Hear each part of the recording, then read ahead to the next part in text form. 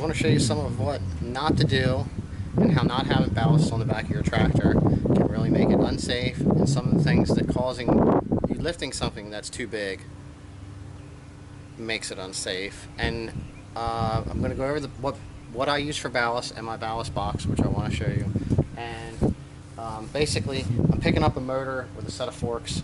It looks really shaded underneath the carport in the photo, but basically, I'm just going to show you what it's like because we don't have any ballast on the back of the tractor. Our tires are not filled. All right, it's a 2650, and like I said, forks on the front end loader. That's a 350 Chevy truck engine with a transmission and transfer case, so that's pretty heavy. But I'm going to show you what it does if you try to pick it up in two-wheel drive with no ballast on the back.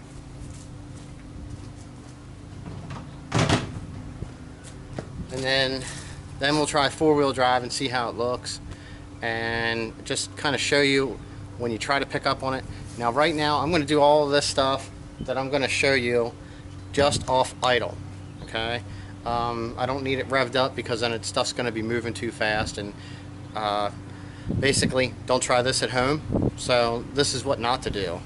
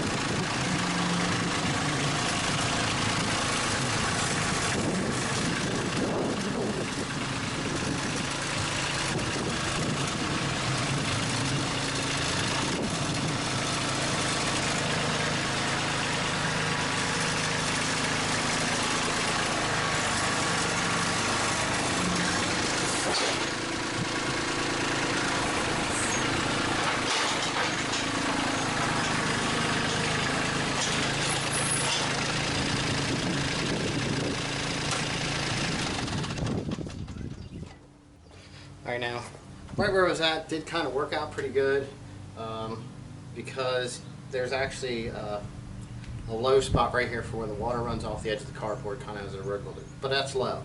And then there's also a small hole right here. Can't see it in screen, but I was just trying to illustrate that. So I had a couple differences there. You can get it picked up, and it'll actually pick it up, and then you're kind of teetering on the front wheels. And if you try to turn, you're more or less likely going to go sideways instead of spinning. I had to put it in four-wheel drive because my rear tires were completely off the ground, and they did not have any traction at all. Also, I mean, as far as like front end loader strength, if I went in and I tilted the forks up as far as they would go and then lifted the whole loader, it would actually pick this heavy engine up. So right now we're going to go check out the ballast box, and we're going to get it hooked up, and we're going to see what kind of a difference having ballast in the back of your tractor actually affects when you're trying to pick something like this up. So here we go. Alright, so when I purchased my tractor new, I have plans on putting a backhoe on it, and I didn't really want to fill my tires, but I know I needed ballast for picking stuff up and doing front end loader work, working in the dirt or moving stones. So I opted to get the Kubota ballast box. Now, I filled this full of stone dust because it's what we're putting down in the horse stalls and the pasture. So I just filled it up with that. It does seem to hold a pretty good bit of weight. It is really useful if you are doing loader work or something where you need to pick up and you need the ballast on the back because it's smaller than, for an example, like a box blade or a brush hog or any of the semi-large attachments that you're going to be having on the back of your tractor. This one doesn't stick out as far, so you're good to go. We're going to get this hooked up and see what kind of a difference it makes.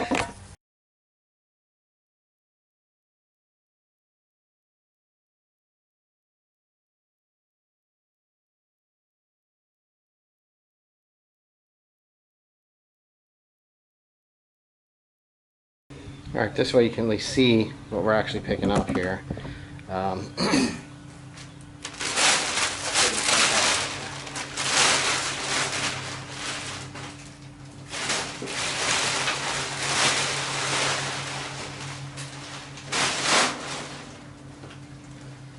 So it's a pretty big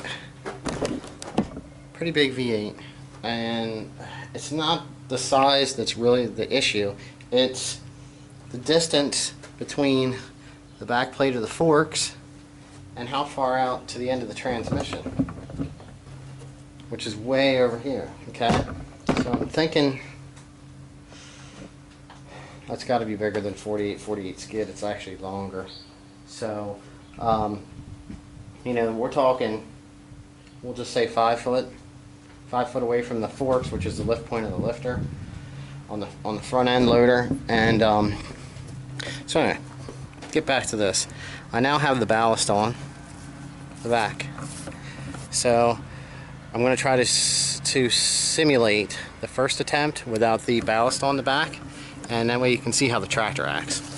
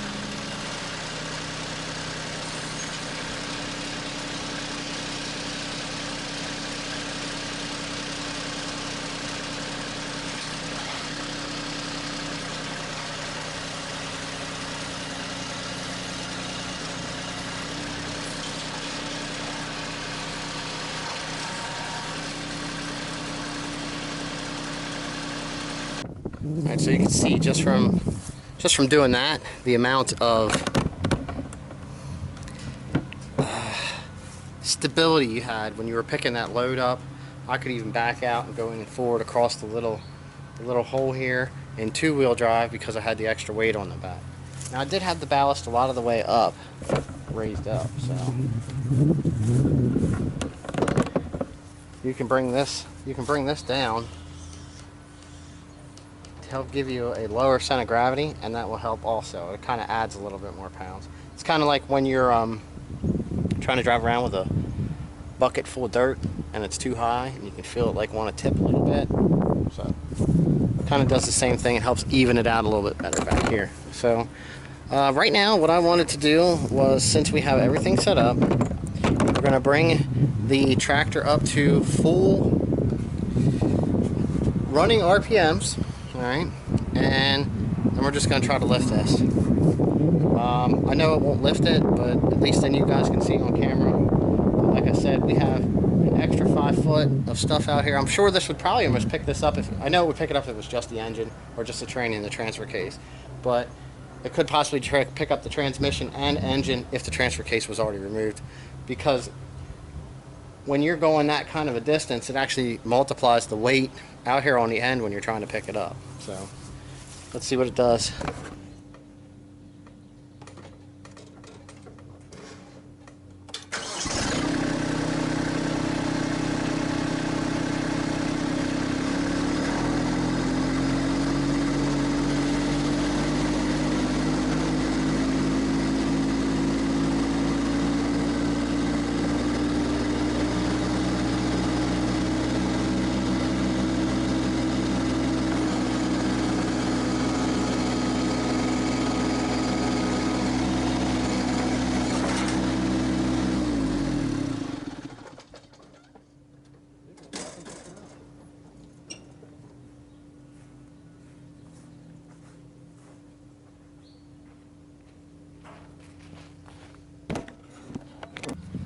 Alright, well, I have a feeling I was a little wrong.